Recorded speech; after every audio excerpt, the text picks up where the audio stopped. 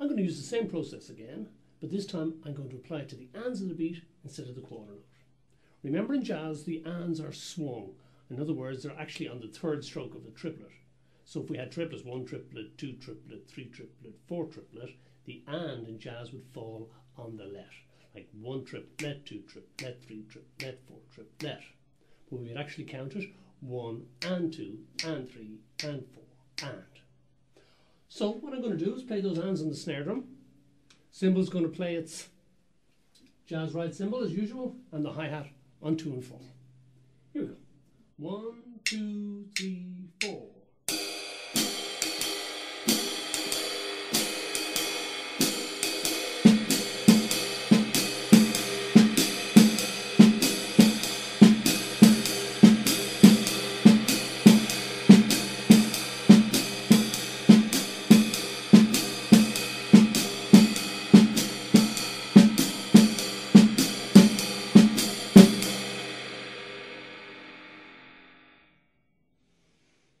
In terms of the coordination, a little trickier.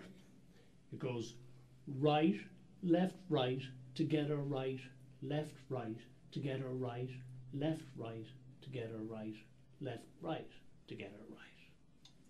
Remember, as I said earlier, keep the snare drum quieter, make sure the cymbal beat is strong, make sure the nuance of the cymbal beat stays the same when you add your snare drum. So begin the exercise with the cymbal beat, add the snare drum, and listen to your cymbal beat. Make sure it stays strong and the same, and don't let that snare drum interfere with the overall flow of the music. You probably notice that and has a very pushing effect. In other words, 1 and 2 and 3 and 4. In fact, it's very idiomatic to jazz. So this is a very important coordination, or a very important pulse within a bar, or the ands. Okay, same thing again, but this time we're going to play the ands on the bass drum. 1, 2, 3, 4.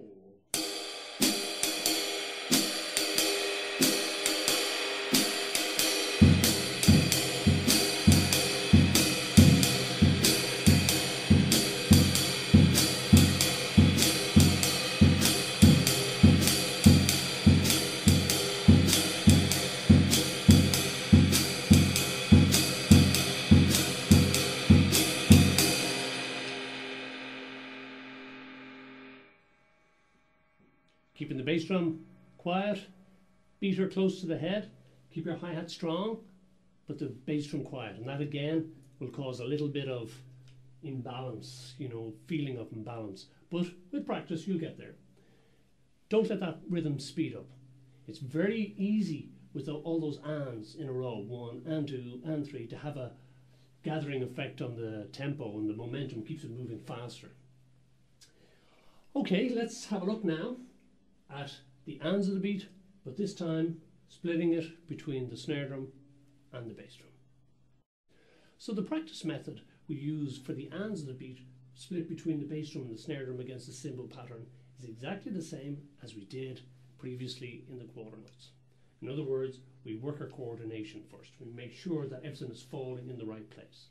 Then we listen to the dynamics between the cymbal, the snare drum, or the bass drum. We make sure that these are underneath our cymbal pattern, and that the cymbal pattern is still the driving force. We also make sure that when we play this pattern, or any of our patterns under the cymbal, that the cymbal doesn't make any adjustments, that it stays strong and clear. Work out the coordination for exercise 1. When you're sure that's okay, then you play 4 bars cymbal time, then exercise 1 4 times. 4 bars cymbal time, exercise 1 4 times, repeating round, make sure everything is fine. When that's okay, you move on to number 2, same system. You work down through all your exercises. Then you start at the top and you work through them continuously. 4 bars time, exercise 1. 4 bars time, exercise 2, repeating each exercise 4 times. Now, I'm going to demo exercises 9 through 16. Again, to remind you, that is up there as a PDF for you to click in the info box there. So I'm going to put 4 bars time up front, and then I'm going to play each exercise 4 times. But I'm not going to play the 4 bars time between each exercise, again, because of time restraints. Okay, here we go. 1, 2, 1, 2, 3, 4.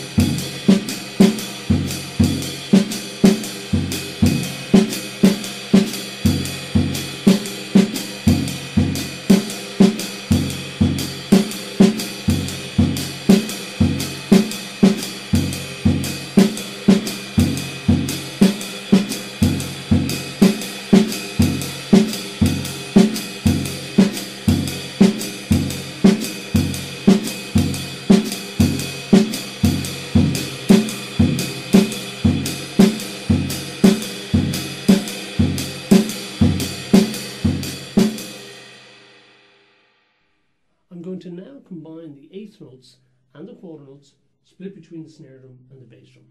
I've written out a bunch of patterns for you to work out, and you know that at this stage how to practice these. But instead of me playing the exercises verbatim, what I'm going to do is improvise, and you'll see how idiomatically correct or jazz-like this type of playing is. I'm not going to do any cymbal variations.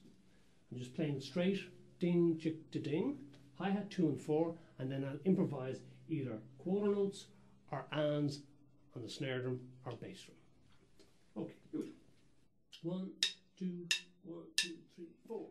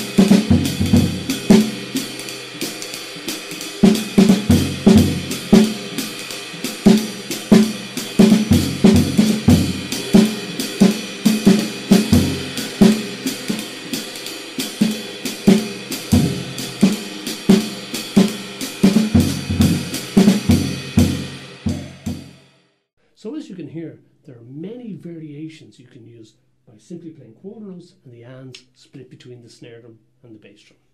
If you add it in triplets, play it around the tom-toms, cymbal variations, change that hi-hat pattern, and then the whole thing just grows and grows.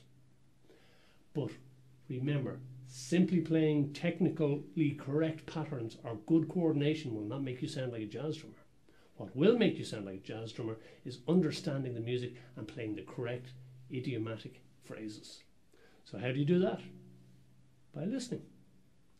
You need to listen to the music, you need to go to gigs, you need to get together with your friends and try to play jazz. This is the most important thing about it, not the technique. Sure, the technique is important, sure the technique is necessary, but it is the means to the end, and the end is the music. So hopefully you got a couple of good exercises to get you started on the road to playing jazz. Until next time, thanks a lot, and so long, lads.